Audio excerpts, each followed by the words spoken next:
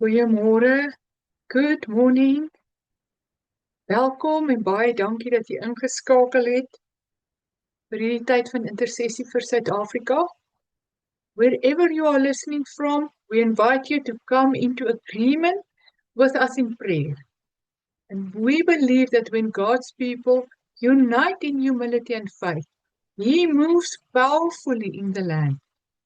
Today we are standing in the gap for our nation, repenting, rebuilding the altar of the Lord, and calling forth His righteousness, justice and healing to be restored.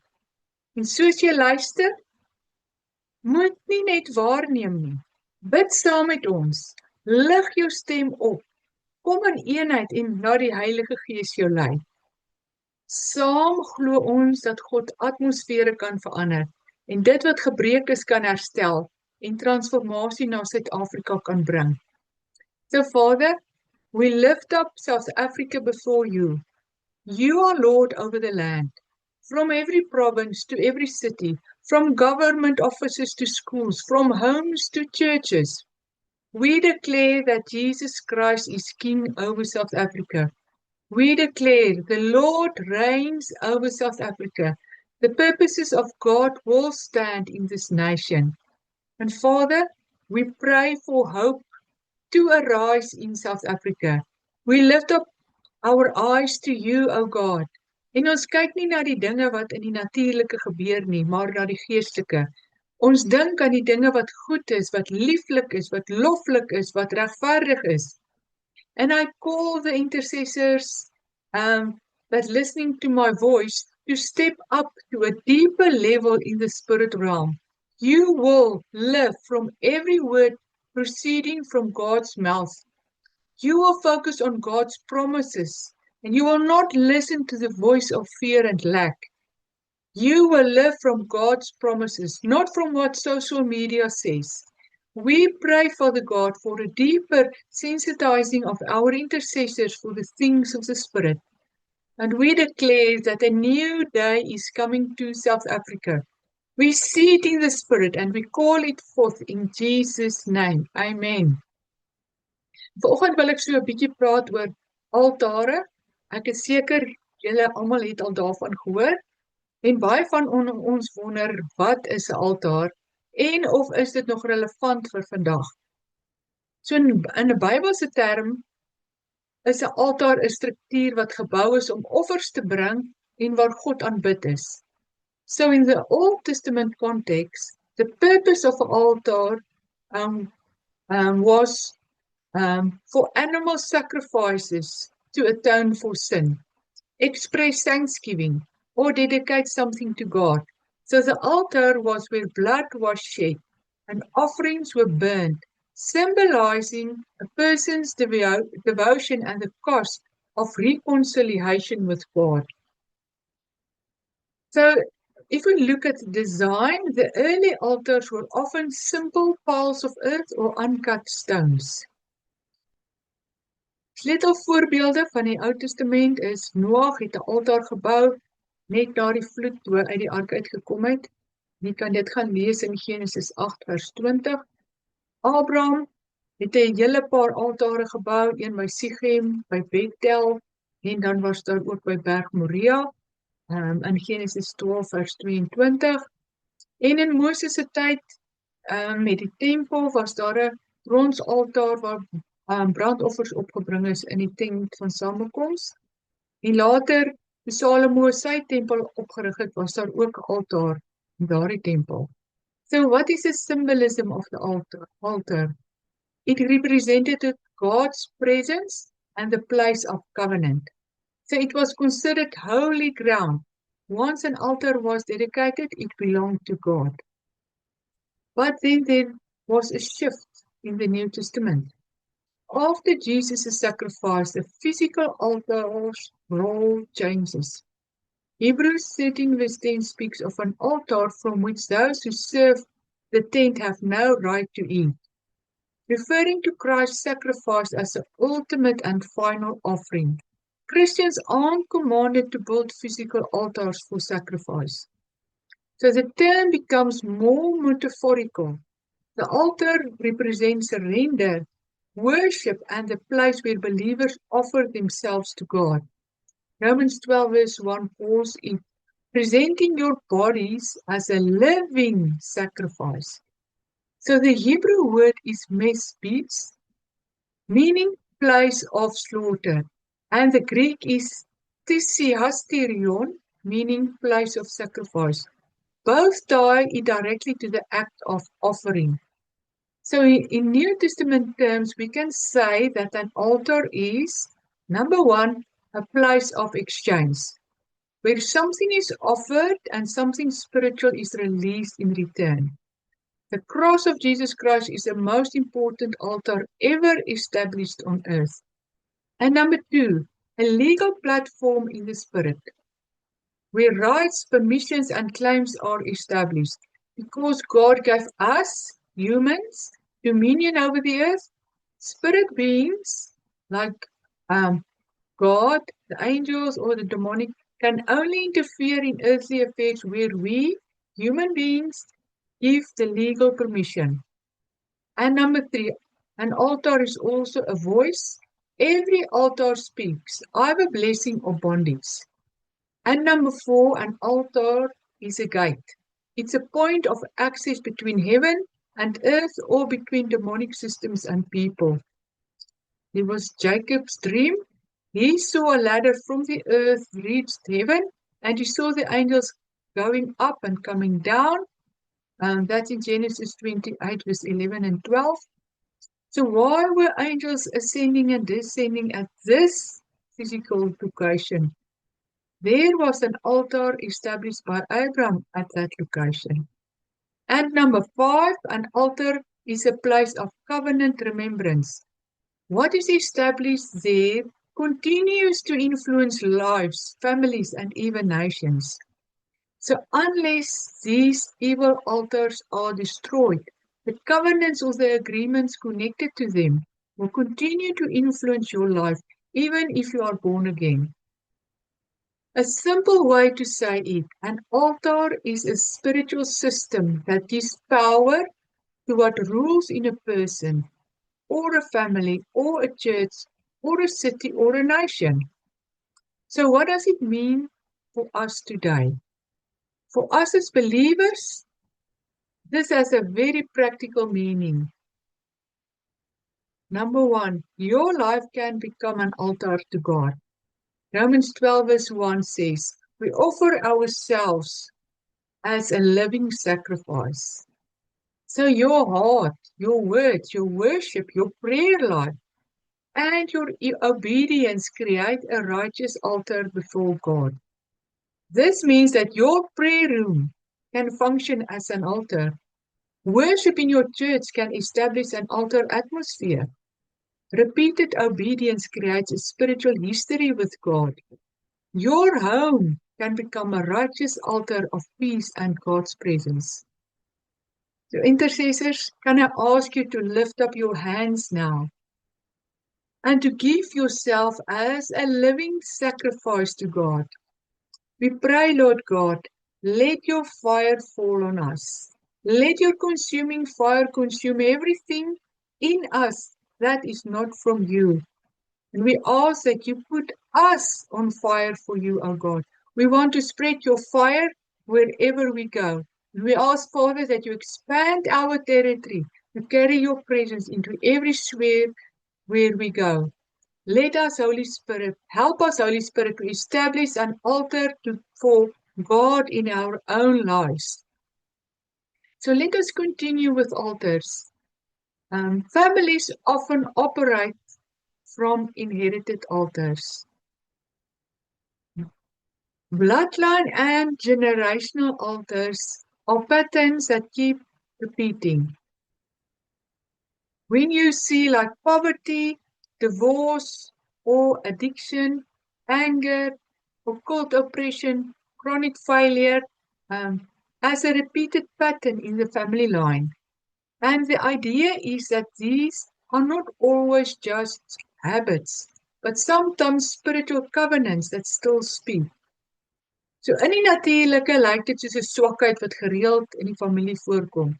soos byvoorbeeld egskeiding, of die lede van dieselfde familie kan nooit lank bly by een werk nie. En baie keer aanvaar ons dit maar net so, dit is maar net so. Maar daar kan 'n geestelike oorsprong wees vir dit. So I have good news for you.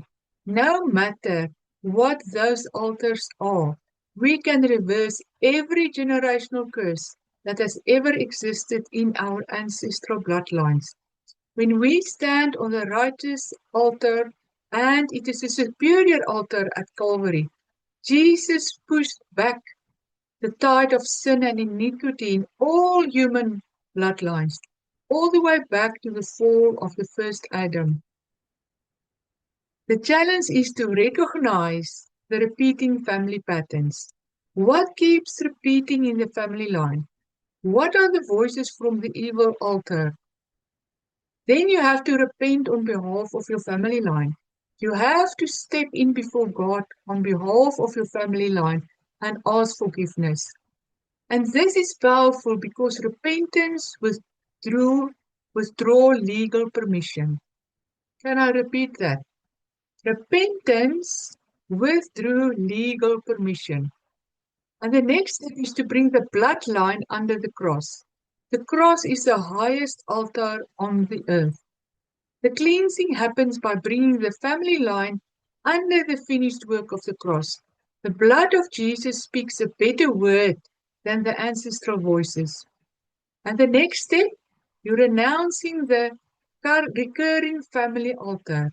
You are disconnecting yourself and your children from inherited spiritual platforms. The last step is very important. We need to build a righteous family altar. It is not enough to just tear down the old altar. You must rebuild the Lord's altar. And we can do that practically through daily prayer, worship in your home, communion, dedicating your house to the Lord, and blessing your children or your family. So let us do a practical example.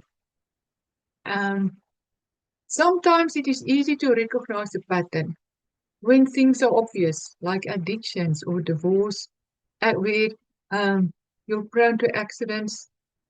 Can I ask your intercessors, ask Holy Spirit now to highlight to you a repeating family pattern, and then repent before God on behalf of your family. And I'm going to do it now for my own family. Here God, ek kom vra om vergifnis namens my bloedlyn, waar ons te bang was om ons monde oop te maak en te praat.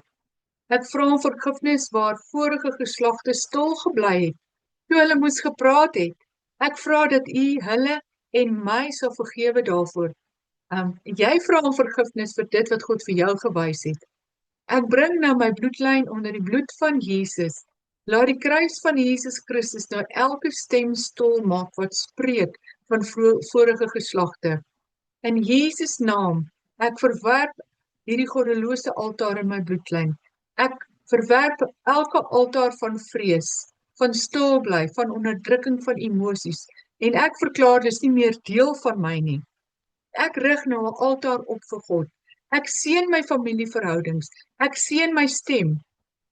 Ons kan praat en emosies met mekaar deel. En ek verklaar dat my huis gaan 'n veilige plek wees, waar ons veilig kan voel om ons harte te deel. Jou voorbeeld sal anders wees as myne. And we keep continue with the altar that we raise up for God. Now I want to move on to churches. Churches must build righteous altars. How?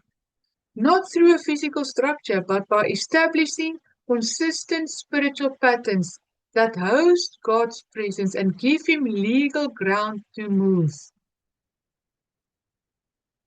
An altar is built where there is sacrifice, covenant, and consistent spiritual activity.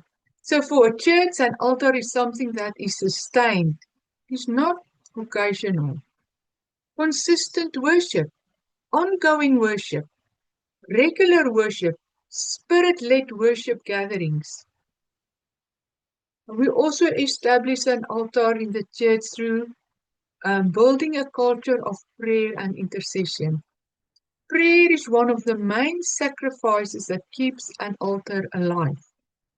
Practically, the church can have weekly intercession gatherings, or they can have a prayer covering over leaders. They can pray over the city and the nation. They can create space for prophetic intercession. A silent church has a weak altar, and a praying church has a living altar. We align the church with holiness and truth through an altar, and an altar are empowered by what is allowed or tolerated. So a righteous altar requires integrity in leadership, biblical truth in teaching, repentance when there is sin, and no compromise with hidden sin, because holiness protects the altar from being defiled. So, Father, in the name of Jesus, we lift up your church across South Africa. Awaken your people to build a true altar before you, an altar of worship, prayer, holiness, and obedience. Where the altar has been broken, restore it. Where the fire has gone out, ignite it again. Rise a church that seeks your presence, O God, above all else, that walks in truth and stand in righteousness. Let your fire fall on every congregation, and let your glory fill your house in this nation. We declare that the church in South Africa will rise as a living altar to the Lord. Thank you, Jesus. En wanneer ons praat oor altare, moet daar nie vrees in jou wees nie. Die kruis van Jesus is die belangrikste en die finale altaar. En die bloed van Jesus spreek nog steeds vandag. So kom ons gaan kyk na watter altare staan in ons land. What patterns keep repeating in the nation that are contrary to God's justice, truth, peace, and righteousness? There is corruption, violence and bloodshed, racism and division, gender-based violence, fatherlessness, poverty and injustice, occult fascination. These repeated fruits may indicate ungodly national altars. En ons ken die altaar uit aan wat dit produseer. Ons kan vra wat se gees hou aan om hierdie herhalende patroon te versterk. Wat se kulturele ooreenkomste hou aan om dit krag te gee? Watter sonde het ons nasie as normaal aanvaar? Waar is waarheid verruil vir die leuen? So in Suid-Afrika sien ons korrupsie in die publieke domein, huishoudelike geweld en moord, ancestral fear and occult dependence, greed in business and politics, injustice in service delivery, hopelessness among the youth. So like Daniel in Nehemiah, national intercession begins with identificational repentance. The cross is the highest altar. So national repentance is how we bring the nation under Christ's finished work. So intercessors, will you repent with me before God for our nation? Lord God, we come before you today on behalf of South Africa. We humble ourselves and repent for the corruption and evil that has taken root in our government and public institutions. Father, we ask forgiveness where resources have been stolen, where funds meant to build the nation have been plundered, and where leadership has failed the people. Lord, have mercy on South Africa, a nation that has been wounded and weakened through injustice and misuse of power. We repent where people have been misled, where truth has been hidden, and where deception has taken place behind the scenes. Ons vra U, Here, vergewe ons nasie waar Suid-Afrikaners mislei is en waar die waarheid nie na vore gekom het nie. Father, bring your light into every hidden place. Expose what is done in darkness and restore truth, justice and righteousness in this land. Ons kom erken op 'n persoonlike vlak waar ons oneerlik was of deelgeneem het aan korrupte transaksies. As dit jy is, intercessor, erken dit en vra om vergifnis voor God. Dit begin heel eerste by onsself. Ons moet ons persoonlike sondes bely en dit laat staan, en dan bely ons die sondes van die nasie. So Father, in the name of Jesus, we release your word in Isaiah 33 verse 15 over ourselves and over South Africa. We declare that we are a people who walk in righteousness and speak what is upright and true. We reject and despise every form of unjust gain and oppression. We refuse corruption and we turn away from every bribe. Lord, purify our hearts and our motives. Let integrity be found in us, in our homes, our churches, and our nation. And we choose to turn our eyes away from evil and corruption. Raise up a people in South Africa who will stand for truth, who will not be moved by pressure, fear, or compromise. Let righteousness arise in this land. Let justice flow through every gate. We declare that we will be a righteous altar before the Lord. In Jesus' name. So, oh Lord God, we come before you on behalf of South Africa, and we repent for the violence and bloodshed in our land. We repent, O God, for the killing of whistleblowers, where truth has been silenced in the streets of our nation. And Lord, we cry out, how has our nation fallen so far? Vader God, ons vra U om vergifnis, waar dele van ons polisie mag korrup geraak het, en saam met misdaad begin werk het. Father, we repent where justice has been corrupted, where systems meant to protect have become unjust, and where the lines between right and wrong have been blurred. Your word says, justice is turned back, and righteousness stands afar off. For truth has fallen in the street, and equity cannot enter. Lord, we confess this before you. Truth has fallen in our streets, and those who stand for righteousness are often targeted. Forgive us, O God. Forgive our nation for every form of evil, corruption, injustice, and bloodshed. Wash South Africa with the blood of Jesus. Cleanse our land from unrighteousness. Let justice be restored. Let truth rise again in our streets. Let righteousness take its place in every gate of this nation. Heal South Africa, O Lord. Restore what has been broken in Jesus' mighty name. And Father, as we stand in repentance for our nation, we now lift up the areas bound by violence and gangsterism. Lord, we release the spirit of adoption over every gangster. Let their identity will no longer be in violence, but as sons and daughters of God. Like the prodigal son, we pray they will come to themselves, awaken to truth, and realize there is something better, and return to the Father. O Vader, ons bid dat bendelede tot inkeer sal kom, dat hulle U sal begin soek, en huis toe sal kom na U toe. Jesus, raise up people who will build your altar in the very communities where violence is strongest. Let there be divine encounters. Reveal yourself powerfully in those places. We release the gospel of Jesus Christ into these neighborhoods. We release healing over the brokenhearted, and we proclaim freedom to those bound by fear and violence. Every prison in the mind, every lie, every chain, be broken in the name of Jesus. And Lord, send laborers into the harvest fields. Let light invade the darkness. In Jesus' name. We say thank you, Father, for what you are doing in South Africa. Lord God, we say thank you for awakening South Africa. Darkness loses its grip on South Africa.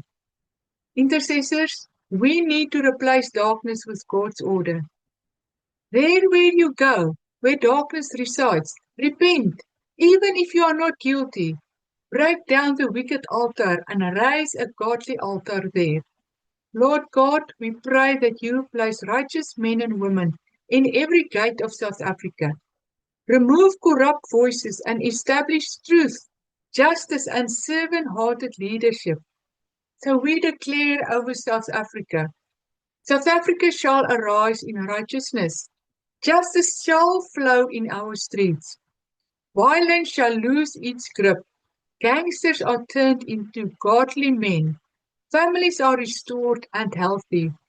The church stepped into her role as the ecclesia, and the Lord is healing our land.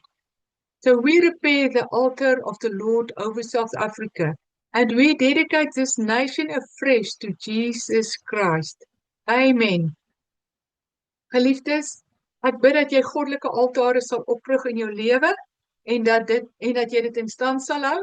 En ek bid dat jy sal verstaan wat 'n altaar beteken en dat jy saam met die lewende God sal werk om dit te vestig. Totsiens.